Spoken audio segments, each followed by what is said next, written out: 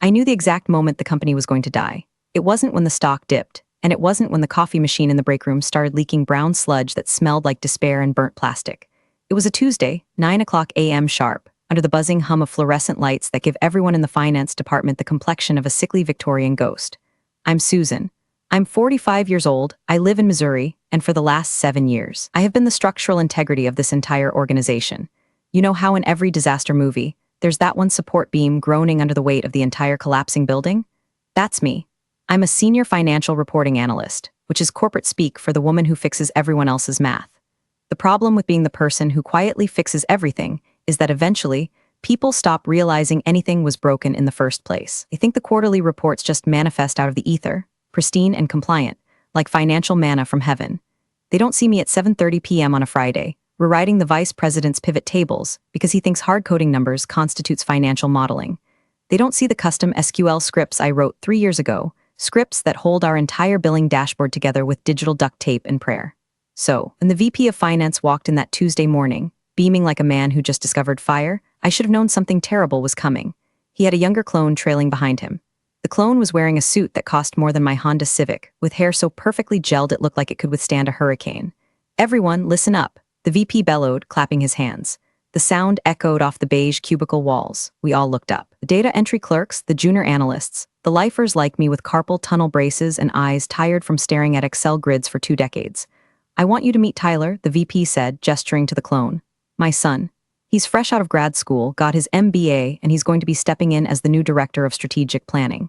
He's got some fresh eyes and big ideas." Tyler stepped forward. He had that specific kind of confidence that only comes from never having had a credit card declined in your entire life. He looked around the room, his gaze sliding over the hardworking staff like we were furniture. Then, his eyes landed on me. "Hey, listen, before I tell you how I systematically dismantled this man's ego, do us a small favor and hit subscribe and maybe an upvote. It costs you $0, which is exactly what I was getting paid for the overtime I'm about to describe, and it helps the algorithm know you enjoy witnessing corporate justice." Tyler smiled. It wasn't a nice smile. It was a shark assessing a seal. "So, you're Susan?" he asked, loud enough for the back row to hear. "I am," I said, keeping my voice neutral.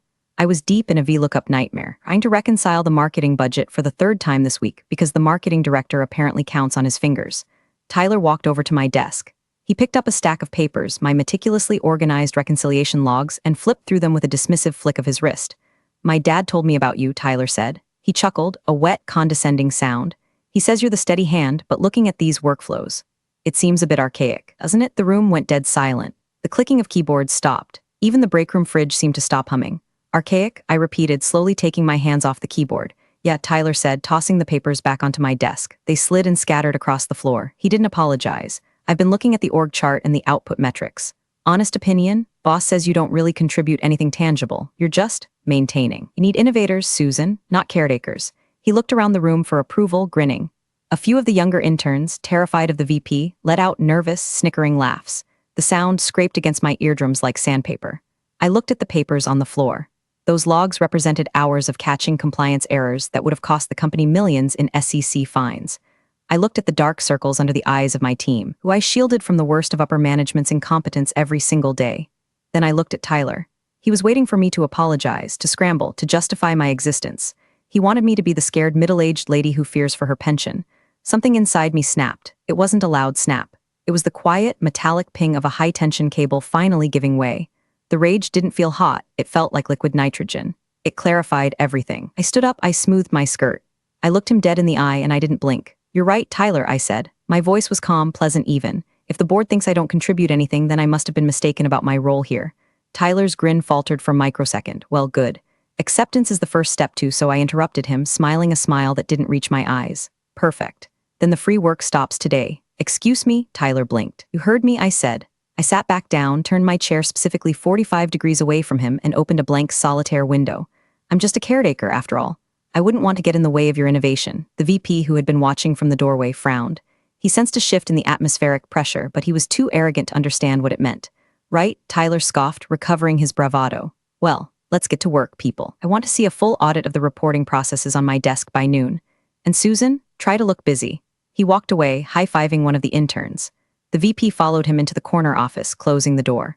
My phone rang 5 minutes later. It was the chair of the board's assistant, looking for the preliminary quarterly numbers. Usually I send them a pre-read file that I assemble manually because the automated system hasn't worked since 2018. "Hi Susan," the assistant said. "Just checking on those Q3 prelims?" I looked at the file on my desktop named Q3 Consolidated Actual Do Not Delete XLSX. It was finished. It was perfect. It contained corrections for 3 different departments that had formatted their data as text instead of currency. I right-clicked the file. I selected Properties. I unchecked Read Only. "I'm sorry," I told the assistant, my voice dripping with polite confusion. "I've been informed by the new director of strategic planning that I don't contribute to that process. You'll have to ask Tyler. I believe he's innovating the numbers as we speak." There was a long silence on the other end. "Okay," she said, sounding confused. "I'll call him." I hung up. I took a sip of my lukewarm water. It tasted like victory.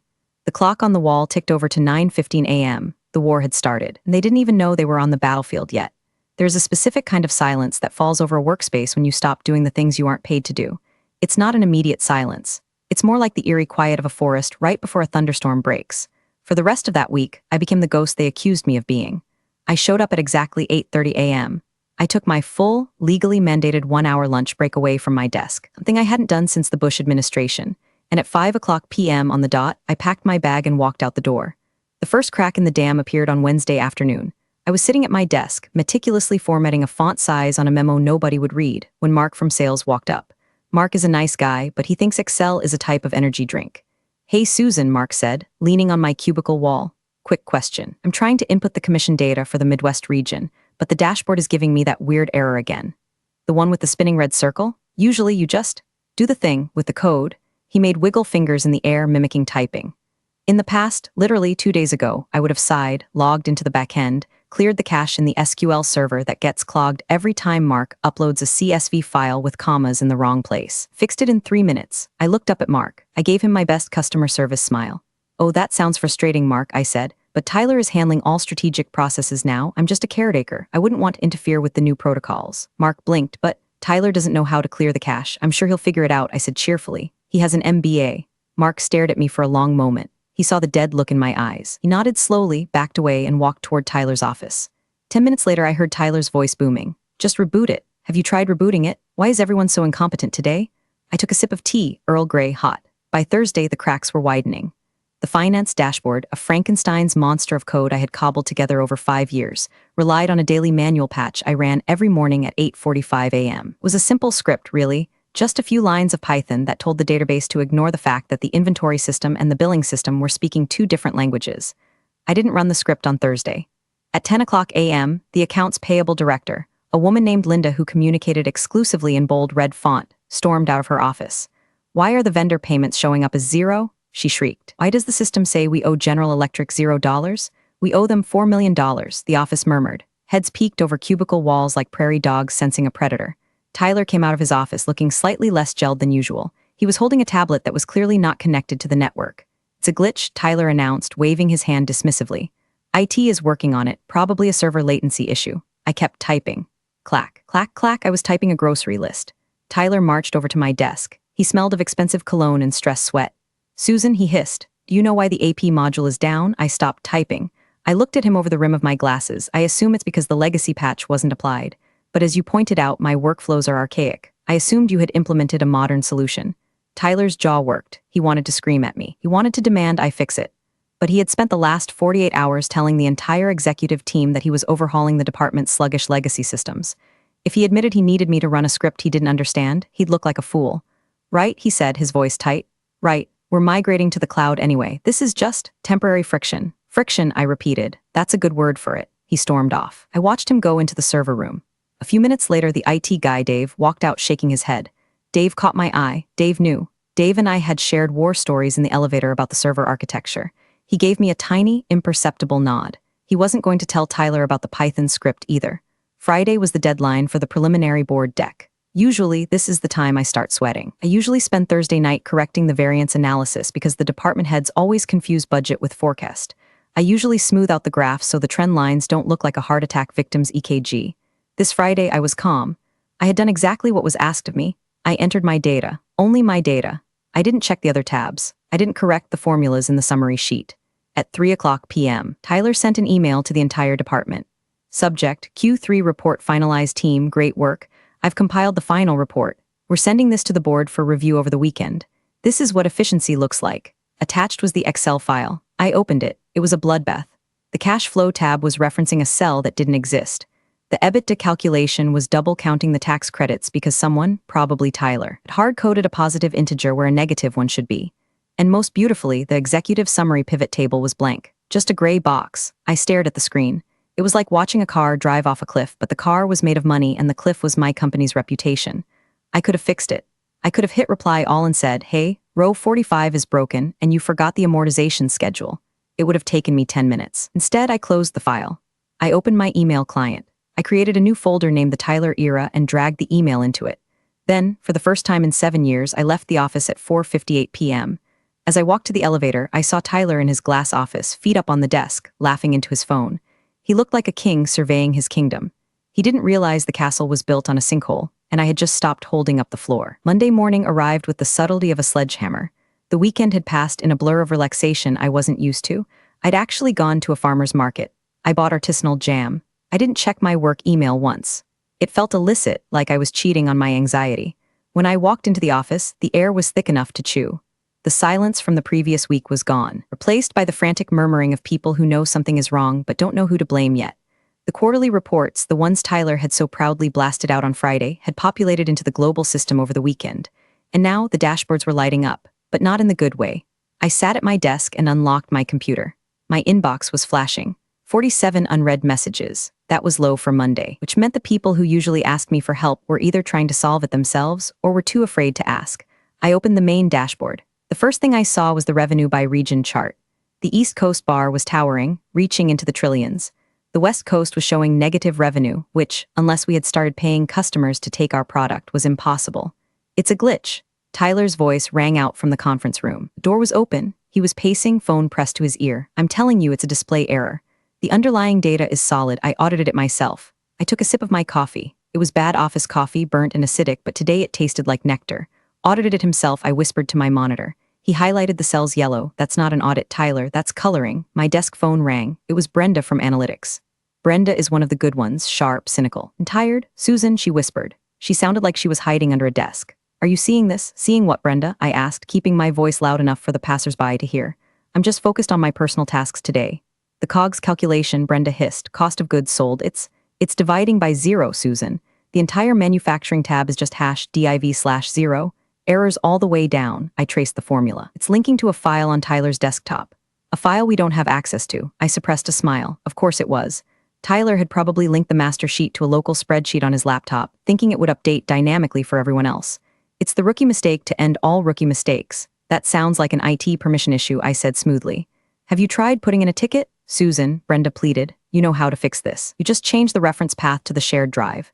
It takes 3 seconds, please. The director of operations is breathing down my neck. I felt a twinge of guilt.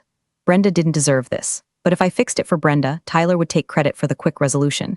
He would learn nothing, and nothing would change. I really can't, Brenda, I said, my voice dropping to a sympathetic coo. Tyler was very specific. He's re-engineering the workflow. If I touch the reference paths, I might break his new proprietary model. I can't take that risk. You know how the VP is about insubordination. There was a pause. Brenda understood. Okay, she said, her voice hardening. I get it, proprietary model. I'll let operations know we're waiting on Tyler's local file. She hung up. By noon, the chaos had spread to the executive floor. The VP, Tyler's dad, came storming down the stairs. He rarely took the stairs. He looked red-faced. He marched straight into Tyler's office. Through the glass walls, we could see the pantomime of a family argument disguised as a business meeting. Tyler was gesturing wildly at his laptop. The VP was pointing a finger at the screen. Then they both looked at me. I didn't look up. I was busy alphabetizing my desktop icons. The VP came out, followed by Tyler. They walked over to my desk. Susan, the VP said. He sounded breathless. We have a small technical hiccup. The dashboard isn't pulling the manufacturing data correctly. Oh no, I said, widening my eyes. That's terrible. Tyler seems to think that the old system you built is conflicting with his new inputs, the VP said. He was trying to sound authoritative, but I could hear the desperation. We need you to take a look. Just smooth it out. This was it. The moment they dragged me back in. The moment I was supposed to say move over, and fix their mess so they could go back to ignoring me. But I remembered the look on Tyler's face when he called my work archaic. I remembered the 7:30 p.m. Fridays. I'd love to help, I said, and I meant it. I would love to help if I were a valued employee.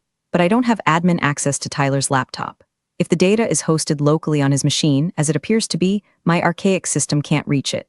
It's a security protocol. I'm sure you remember approving it last year. The VP blinked. He didn't remember. He never read the security protocols. Well, can't you just override it? Tyler asked, annoyed. Just hack it or whatever. Hack it, I repeated.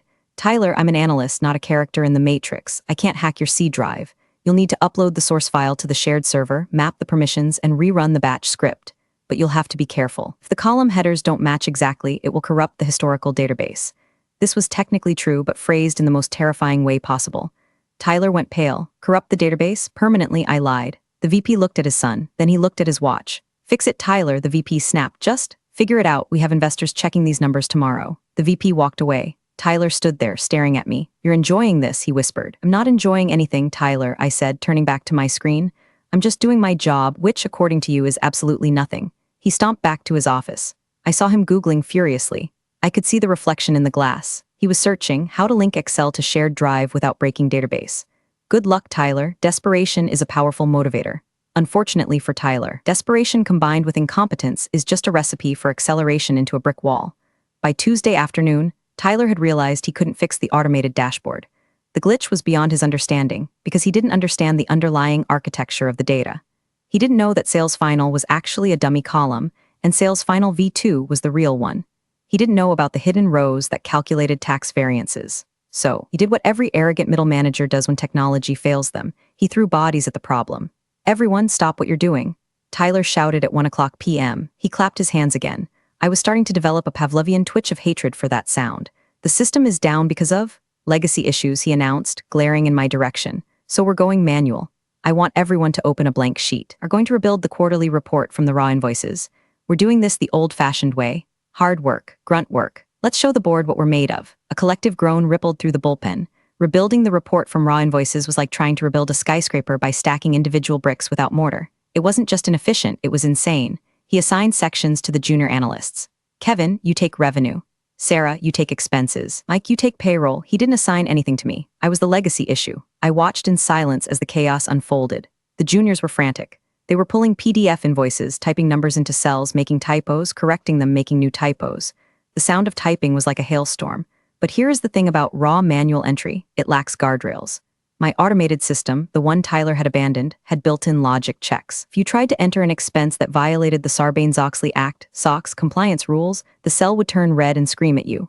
If you tried to book revenue before the contract was signed, the system would block you. These kids were just typing numbers. I watched Sarah, a sweet girl fresh out of college, typing in the entertainment expenses.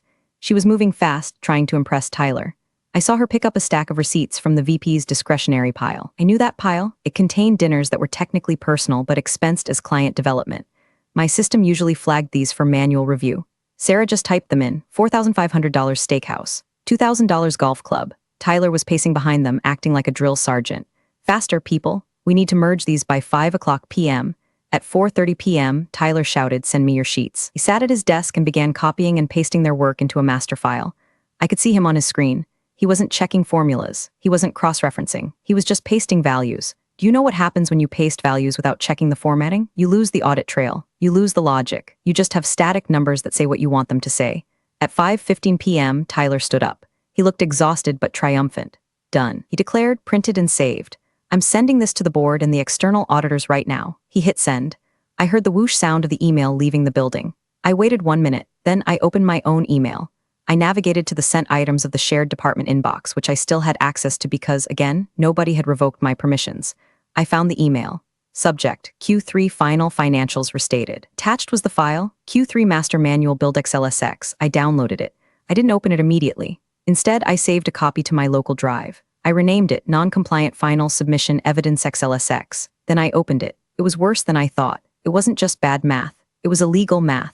Because they had manually entered the data, they had skipped the revenue recognition clause. They had booked revenue for contracts that weren't starting until Q4.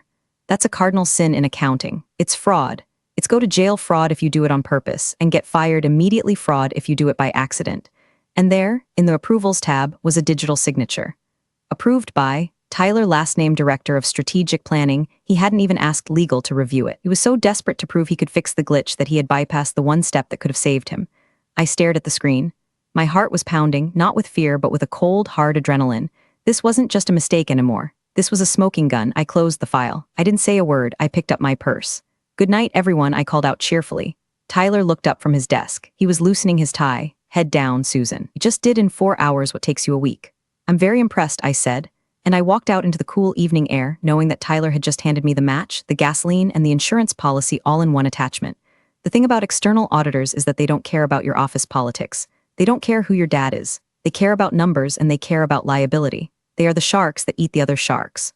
Wednesday morning. The bomb dropped, but it didn't explode immediately. It ticked. It started with an email from Deloitte, not a generic notification, but a direct inquiry from the senior audit partner.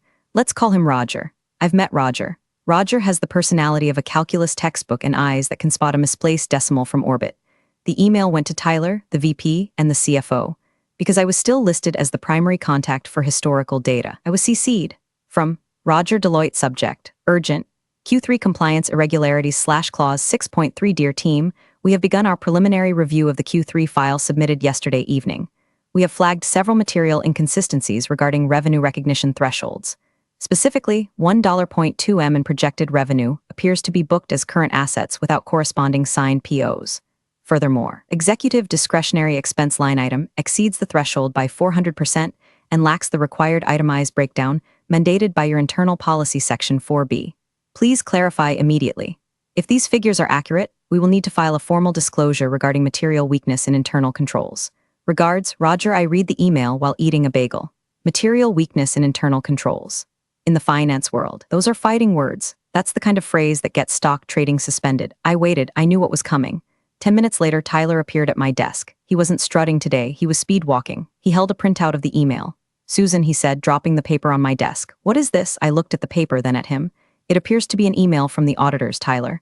I know what it is, he snapped. I mean, what is this clause 6.3? Why are they flagging revenue? We entered the numbers exactly off the invoices. Ah, I said, leaning back. Well, clause 6.3 refers to the revenue recognition principle. You can't book the money until the service is delivered, even if you have the invoice. My system, the archaic one, used to automatically filter those out based on the service dates. Tyler's face went slack. It filtered them out, yes, I said gently, because booking them early is technically. Well, it's fraud, Tyler. He flinched as if I'd slapped him. Well, fix it, he demanded. Just email Roger and tell him it's a clerical error. Tell him you sent the wrong file. I paused. The air in the office seemed to freeze.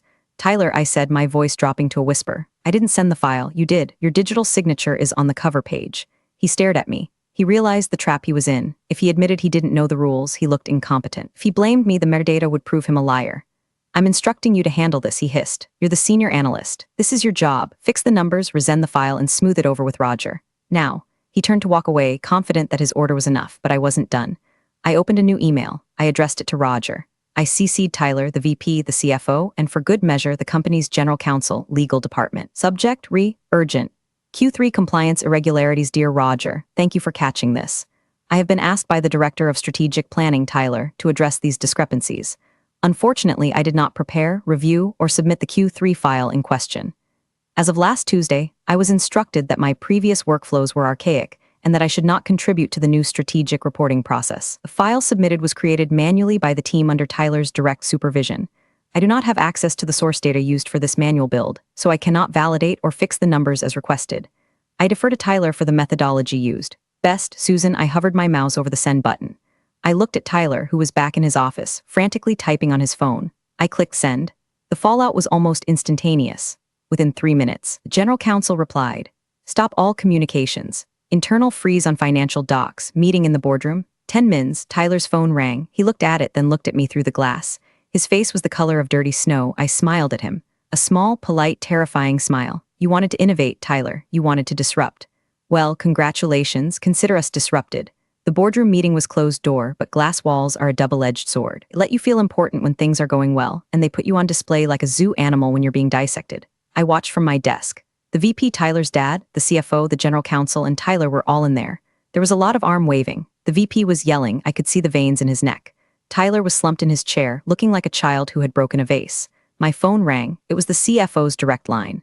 Susan, the CFO said. His voice was tight, controlled panic. Can you come in here now? Certainly, I said. I grabbed my notepad. I grabbed the folder I had prepared. I walked into the boardroom. The silence was heavy. The air smelled of dry cleaning and fear. Susan, the VP started, his tone trying to be fatherly but landing somewhere near hostage negotiator. We have a situation. It seems there was a miscommunication regarding the report protocols. Tyler was under the impression you were reviewing his work. I looked at Tyler. He wouldn't meet my eyes. That's an interesting impression, I said calmly. considering he told the entire department in front of witnesses that I don't contribute anything and that my work was archaic. The general counsel, a sharp woman named Veronica, looked up from her notes. He said that? He did, I said, and I respected his authority. I stepped back. Okay, the CFO interrupted. Point taken, but Susan, we are in a bind. Roger is threatening to qualify his audit opinion. We have the investor call tomorrow. We need you to fix the file. We need the real numbers. Do you have them? This was the pivot point. They were asking me to save them. If I said yes, I went back to being the invisible fixer. I'd be the janitor cleaning up the mess, and next week they'd forget I ever did it. I don't have the manual file Tyler created, I said slowly. Don't know what invoices he used. But you have your system, the VP pleaded. The legacy system, can't you just run it? I could, I said, but the legacy system requires a data inputs patch that hasn't been run in 10 days. It would take me at least 48 hours to reconcile the backlog. We don't have 48 hours, Tyler snapped. He suddenly found his voice. We have 12. You're sabotaging us on purpose. I turned to him. Sabotage, Tyler. You deleted the macros. You overwrote the validation rules. I checked the metadata on your submission file. I placed a piece of paper on the table. It was a screenshot of the file properties from the non-compliant final submission evidence XLSX file. See here, I pointed. Creation time, 4:45 p.m. Tuesday. Author, Tyler. Modification? None. You didn't even open the compliance check tab before you sent it, if you had. Would have seen the red warning lights. Tyler stared at the paper. There's a compliance check tab? He whispered. Yes, I said. It was hidden because the junior analysts get confused by it, but any director would know how to unhide a sheet in Excel. The room went silent again. The incompetence was laid bare on the mahogany table. It wasn't just a mistake, it was laziness. Veronica, the general counsel, took off her glasses. If we present these numbers to the investors tomorrow, she said, and they are wrong, we are looking at an SEC investigation. If we don't present numbers, the stock tanks. She looked at me. Susan, she said, what is the third option? The third option, I said, is that you let me do my job. My actual job, not as a caretaker, but as the lead controller for this project. I need full admin access restored immediately. I need Tyler out of the system so he doesn't overwrite anything else. I need it in writing that I am cleaning up his mess. The VP bristled. Now, Susan, there's no need to make this about titles.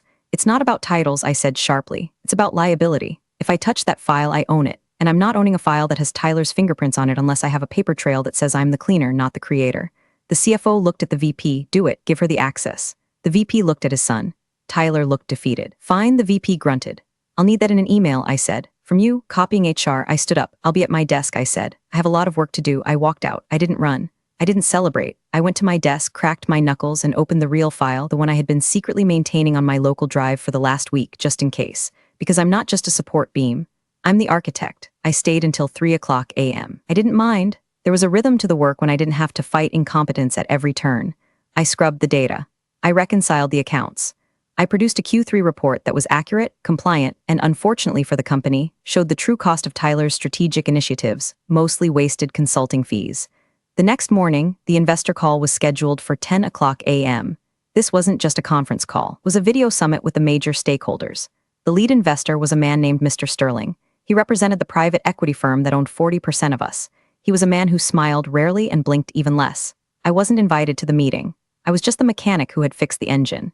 I sat at my desk, listening to the audio feed that was broadcast to the senior staff.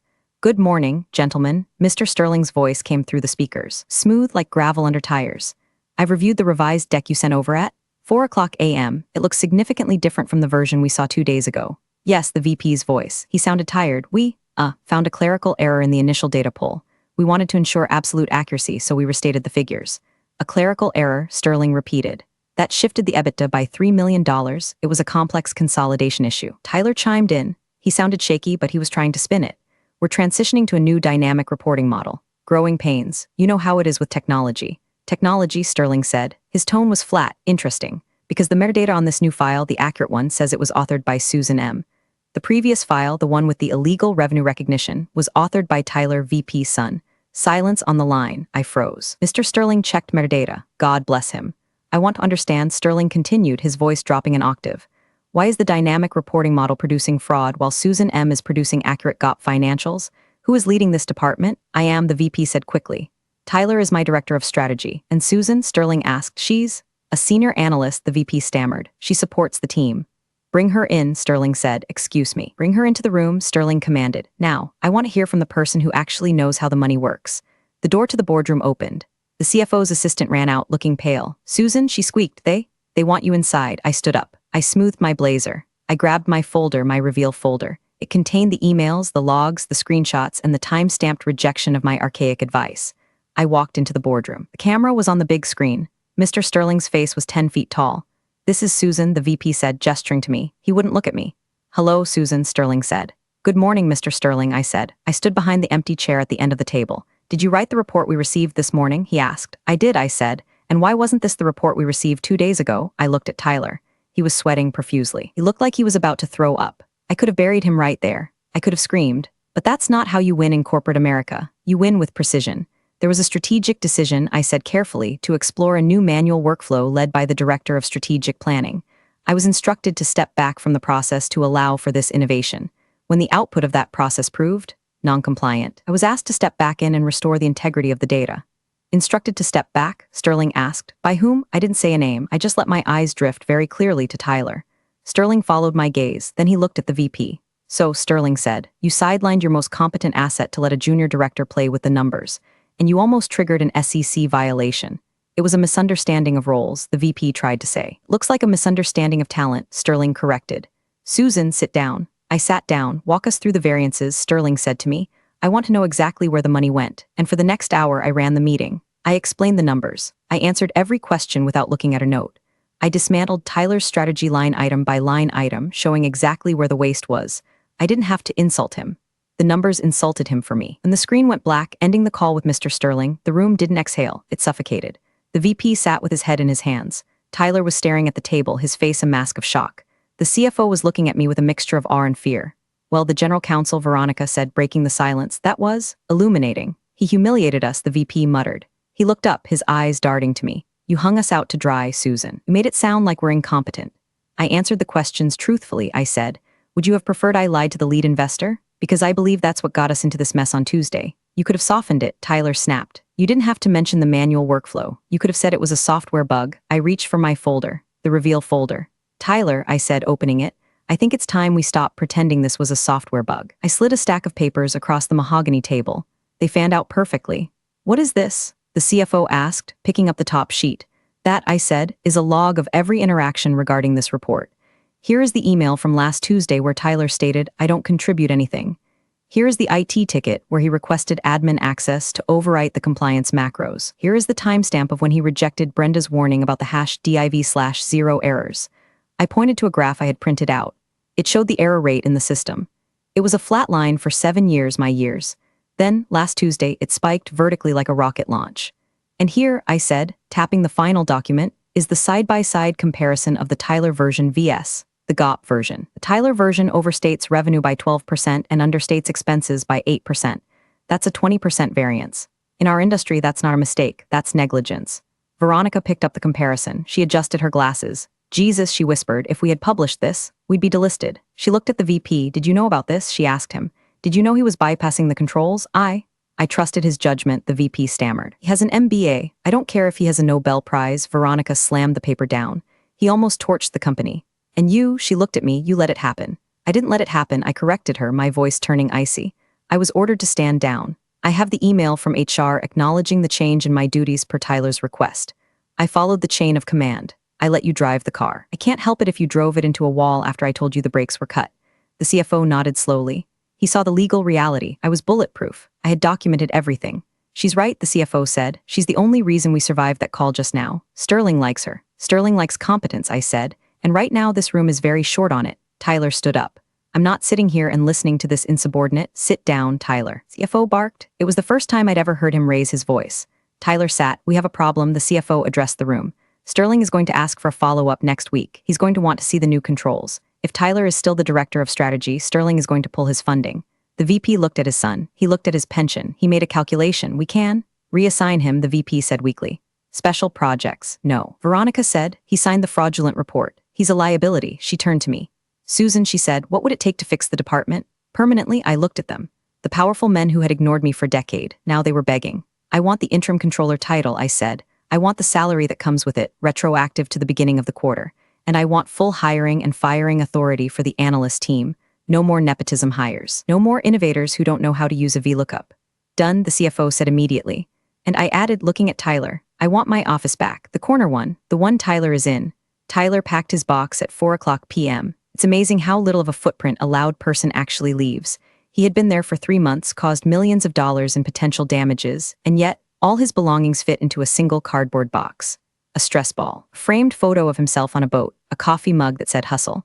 The office was quiet as he walked out. Nobody laughed, nobody jeered, we just watched. It was the silence of the immune system expelling a virus.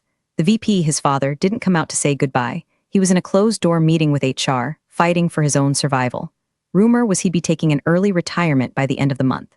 I stood in the doorway of my new office. Glass corner office. It still smelled like Tyler's cologne, but I'd opened the window to let the fresh Missouri air in. The CFO walked by. He stopped and leaned in. "You played a hard game, Susan," he said. He didn't sound angry. He sounded respectful. "I didn't play a game," I said. "I just stopped playing yours." He nodded. Sterling sent an email. "He wants you on the Q4 planning committee. He specifically asked for the woman who knows the metadata." "Tell him I'm available," I said. "Good," the CFO said. He paused. "You know, you could have stopped Tyler earlier, before the audit email." "I could have," I admitted, "but then you never would have seen the difference between value and volume. You needed to see the crash to appreciate the safety features." He chuckled dryly and walked away. I sat down in the leather chair. It was comfortable. I pulled up the dashboard on my dual monitors. I opened the admin panel. I reactivated my old Python scripts. I relinked the shared drives. I turned the compliance macros back on.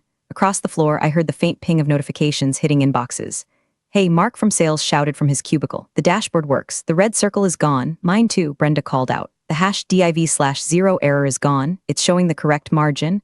A wave of relief washed over the finance floor. The machine was humming again. Numbers were right. The world made sense. I saw a file on the desktop that Tyler had left behind. It was labeled Strategic Vision V1, DocX. I dragged it to the trash bin, then I right-clicked the trash bin. "Empty trash?" I clicked yes. I leaned back, taking a sip of my tea. The sun was setting over the parking lot, casting a long, golden light across the gray carpet. I wasn't invisible anymore. I was the structural integrity. And for the first time in 7 years, the structure was sound. Next time, they'll check the metadata. But I have a feeling there won't be a next time, not on my watch. Funny how the ones doing the least are always the loudest. They had no idea the quiet woman they mocked was the one holding the whole operation together.